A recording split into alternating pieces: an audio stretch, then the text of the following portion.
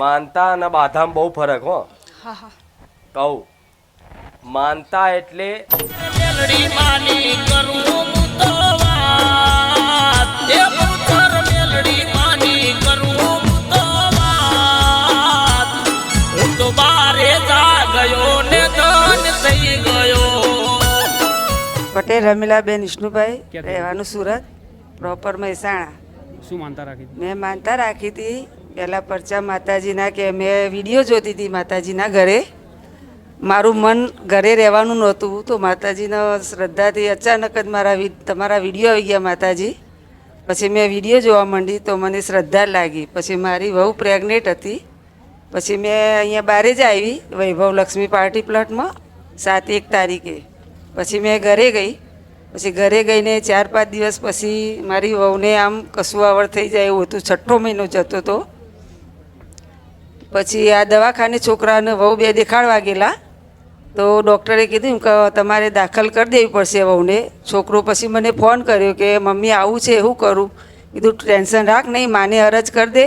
મેં ઘરેથી માની અગરબત્તી કરીને માને અરજ કરીને નીકળું છું, કંઈ થશે નહીં, તું ટેન્શન નહીં રાખ. છોકરાની આંખમાં ઓસુ આવી ગયેલા. માતાજી પછી ડૉક્ટર બોલ્યા કે મેં ટાંકો લઉં છું, પણ નક્કી નહીં. અમારા લોકોને સહી બી કરાવી દીધેલી કે ચાન્સ નથી તમારે 6ઠ્ઠા મહિને. કીધું કંઈ વાંધો નહીં, તમે ટાંકો લો. તો ખર્ચો કર્યો, પછી ટાંકો લીધો. પછી તરત જ 2 દિવસ રાખી મારી વહુને. પછી 4 મહિના પછી પાછું ડિલિવરી ટાઈમે એને ઇન્ફેક્શન હતું, બહુ મોટું ઇન્ફેક્શન હતું. ડિલિવરી થાય એવી જ નહોતી. ડૉક્ટર કે તમારે ઓપરેશન કરવું પડશે. કીધું કંઈ વાંધો નહીં. તો અમે રાહ જોઈએ એના માટે. પછી ઇન્ફેક્શન પાછું અમને 20 તારીખે આપેલી ડિલિવરીની તારીખ. તો છોકરો કે મમ્મી 20 તારીખે જવાનું છે. મેં કીધું કંઈ તારે જવાની જરૂર નથી, છે મારી મા હાજર જ છે મારા. મને માતાજી 2 વાર સપનામાં આવ્યા, 1 વાર રૂબરૂ તમે હસો એવી રીતે. મારું ઓપરેશન હતું, મને ગરમી લાગતી હતી, તો માતાજીને ખાલી નામ જ દીધું. મા હસતા હસતા મારા ઘરે આવ્યા અને તરત લાઇટ બી આપી દીધી. પછી વહુને ઇન્ફેક્શન પછી 20 તારીખ આપી. મેં છોકરાને ના પાડી, કીધું 20 તારીખે તારે જવાની જરૂર નથી, મેં માને મોર કરી દીધી છે. તો 20 તારીખે પછી ના પાડી. પછી અમે 4-5 દિવસ રાહ જોયા. 25 તારીખે માતાજીએ ખુદ અમને ડિલિવરી નોર્મલ કરાવી દીધી. ઇન્ફેક્શન બી ગાયબ થઈ ગયું અને ડિલિવરી બી નોર્મલ થઈ ગઈ. ડૉક્ટર બી બોલ્યા કે ઓપરેશન કરવું પડશે.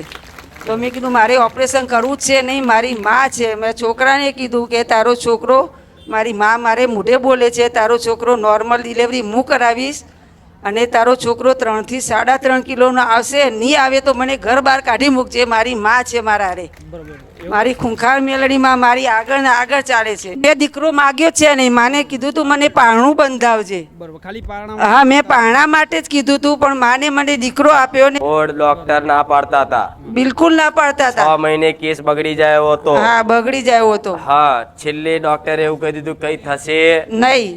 છેલ્લે સુધી એવું કહેતા છેલ્લે કઈ સુધી નહીં થાય. છેલ્લે સુધી એમને તારીખ બી આપેલી. પણ તારો વિશ્વાસ એક મારા નામ પર હતો.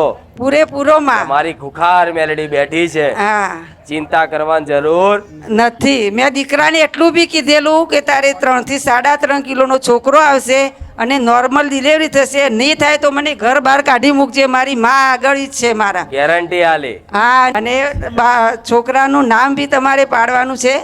મારો બહુ હરખ છે. અહીંયા કોઈ વાંધો નહીં. છોકરાનું નામ મેં આલ્યો છે, તો તમે જાતે કીધું કે માં નામ પાડજે, તો આનું નામ જલ્દી પાડ દો. તમ કે ટાઈમ બહુ હશે, ટાઈમ બહુ ગાદીને થાય છે. તો આનું નામ જોઈ લઉં. આનું નામ અંકુશ. શું માનતા રાખી હતી? મારી બેબીની ડિલિવરી હતી, તે ઓપરેશનનું કહેતા હતા ડૉક્ટરો. તે મેં એવી માની કે મારી બેબીની ડિલિવરી નોર્મલ થવી જોઈએ, કોઈ ઓપરેશન થવું જોઈએ નહીં. માં ખુખર મેળવી ડગલો મેં કંઈ આગળ રહેજો માં, તે મારી બેબીની ડિલિવરી નોર્મલ થઈ. તે પછી હા, તે મેં કંઈ બાબુ હોય કે બેબી હોય, પણ હું તમારા પારે નોમ પડાવવા લાવીશ. બરોબર, એટલે એમને હા. ડિલિવરી વખતે તકલીફ હતી? હા, તકલીફ થઈ. હા, ઓપરેશનનું કહેતા તમે માતાજીને પ્રાર્થના કરી. હા, કે દીકરી આપો, નોમ પડાવું માના પર. હા, કઈ તકલીફ ના પડે ના એમ. તો માનતા રાખીએ પછી કઈ તકલીફ પડી? ના ના, અને માતાજીએ શું આપ્યું? દીકરો કે દીકરો આપ્યો પછી. હા, દીકરો આપ્યો. માનતામાં તે શું રાખ્યું હતું તમે? માનતામાં હશે પેડા, ચૂંદડી, અગરબત્તી, શ્રીફળ, ફૂલનો હાર. એનું નામ વિશાલ. મામા વિશાળ હૃદય વાળો. મામા પણ આ મહાકાળી આલ્યો છે. જેવું મહાકાળી આલ્યો છે પણ નામ પડ્યું મારું. પણ છતાંય મહાકાળીઓ કે લે હક આપું તને, પણ તું મને જાહેર કરતો. મામા તારા બાપ દાદાની મહાકાળી માતા તારા દાદાને પૂછતા હતા ચામુંડા તો બરોબર છે, મેલડી બરોબર છે, પણ ચામુંડા જોડે મહાકાળી હોય ના. હું કોર્પોરેશનમાં હતી પહેલાં, નારોલવાળા વિસ્તારમાં હતી, જે ફેઝલનગર કહેવાય ને એમાં. તો ત્યાં વરસ જેવું નોકરી કરી, પણ એ એરિયા પ્રોપર મોમેડનનો હતો. તો મેં બધી રીતે ટ્રાય કર્યો કે મને ટ્રાન્સફરનું કરી આપે. મેં માતાજીને બી કગરવટ કરી કે માં આવું બધું આપણે ખાઈએ નહીં પીએ નહીં ને આ એરિયામાં કેમનું રહેવાય એમ. પછી મેં માને કગરવટ કરી. મેં કીધું માં હવે મને બહુ હેરાન કરે છે. મને સામેથી ચોખ્ખું એવું કહી દીધું કે તું તારથી જે થાય ને કરી લે, તારું ટ્રાન્સફર હું નહીં કરી આપું કે. પછી માં મેં ઘરે આવીને કીધું, મેં કીધું માં તારા બેઠા મને આવું બોલી જાય ગમે તેવું, મને ટ્રાન્સફરનું બી ના પાડી દીધું, મારી ભૂલ શું? 11 દિવસમાં માં તમે બીજી નોકરી લઈને ઉતરો. તો 11 દિવસ થતા તમે બીજી નોકરી લઈને ઉતર્યા. ત્રીજા દિવસે ફોન આવી ગયો. જેવી નોકરી છૂટી એવી ને એવી મળી જાય. હા એમ બસ. હા. રામ રામ. મેં માનતા રાખી હતી કે મને બીજી નોકરી મળી જશે, જેવી ગઈ એવી બીજી તરત જ. તો હું માતાજીને જે પહેલો પગાર આવશે હું એમના પાળે મૂકીશ. ભલે રામ. એટલે એ લઈને આવી છું આજે. માનતા જો બધાને કહું છું, માનતા અને બાધામાં બહુ ફરક હો. હા હા કહું માનતા એટલે તમે જે મનથી રાખો એને શું કહેવાય? માનતા. અને બાધા કોને કે જ્યારે કોઈ ભુવાજી હોય, કોઈ માતા હોય, એ તમને બાધા આપે કે જા ભાઈ તારી નોકરી મળી જાય, તારું ટ્રાન્સફર જે જગ્યાએ જોઈએ છે થઈ જાય, એ દાડે પહેલો પગાર તું મારા પારે મેળજે, આવું જે કે ને એને બાધા આપી કહેવાય. પણ આ એના મનથી રાખી કે માં આ કામ થઈ જાય તો પહેલો પગાર તારા શરણે મૂકીશ, આને કહેવાય માનતા. મેં મનથી જ માન્યું હતું.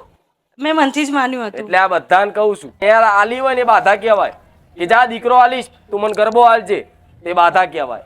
પણ મનથી માન્યું માં દીકરો આલજે, એક પારણું લાવીશ કે શ્રીફળ ચુંદરી અગરબત્તી કરીશ, તેને માનતા કહેવાય. આ ભેદ સમજાવું છું. રામ રામ. પણ માં એટલું અને અમુક જણા એવું કહેતા કે આ બાધા હાલતા હશે, એટલે કોણ ખોલીને વાપરજો, ભરવા વાળા બાધા કોઈને હાલતી નહીં, એમના મનથી રાખે એમનો માનતા કહેવાય. મેં મનથી જ રાખી હતી. અહીંયા હા, પણ માં એટલું તો જરૂર કહું કે વરસ હું એ જગ્યામાં રહી. કોઈ જેન્ટ્સ બી નાટક એવી જગ્યા હતી, પણ એ જગ્યામાં હું વરસ રહી, પણ તમે મને બહુ સાચવી માં. ભલે રામ. મને આંચ નહીં આવવા દીધી.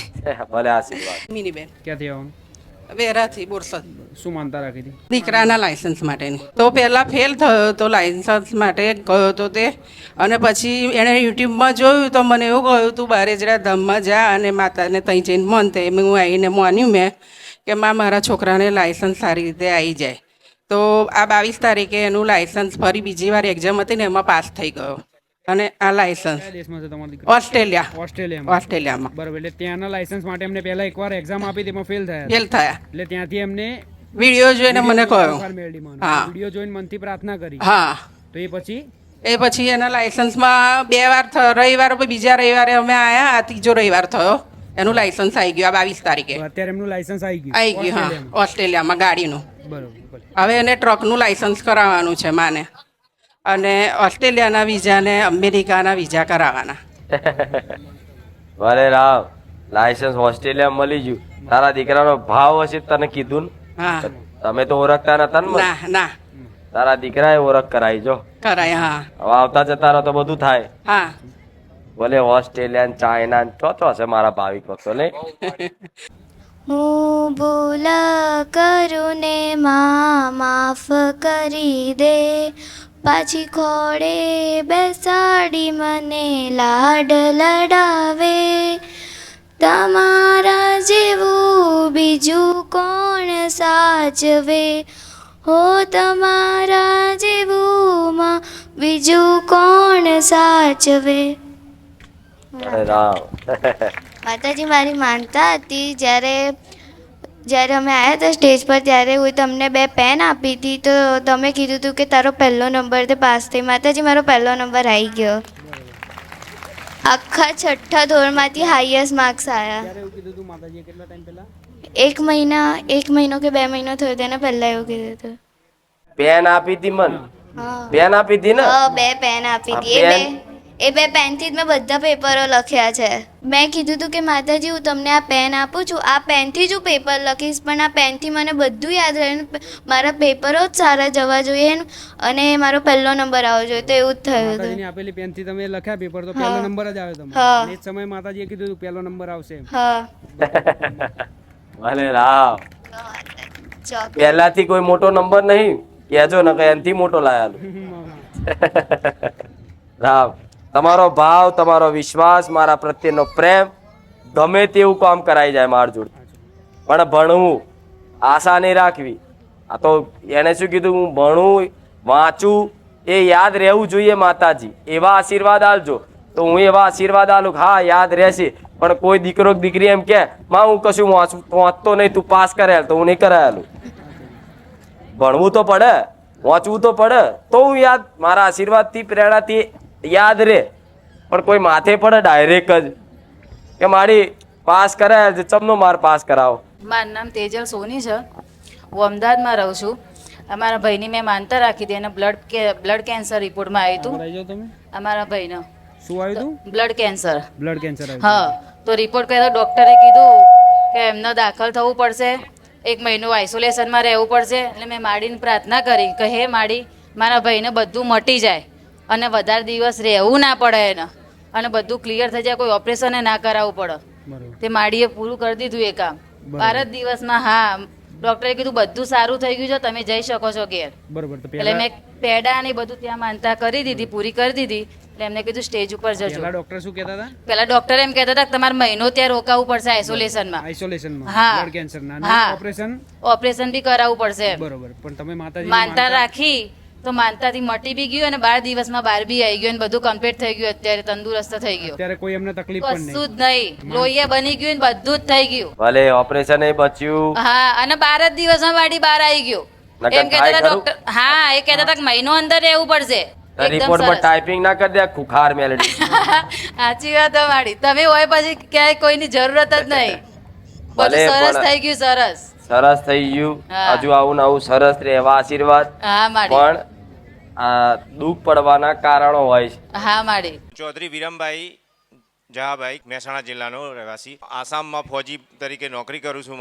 મારી વાઈફની પિત્તાશયની અંદર 12 mm ની પથરી હતી. તો મેં 1 મહિના પહેલાં મનતા માની ત્યાં બેસીને કે માં, મારી વાઈફની આ પથરી મટી જાય તો માં, હું મારી જે શક્તિ હશે હું મનતા કર્યો. તો મારે CRPFની હોસ્પિટલમાં ચેક કરાયું તો ત્યાં 12 mm ની ડૉક્ટરને કે ઓપરેશન કરવું પડશે, કે ઓપરેશન સિવાય પિત્તાશયની પથરી બહાર નીકળે નહીં.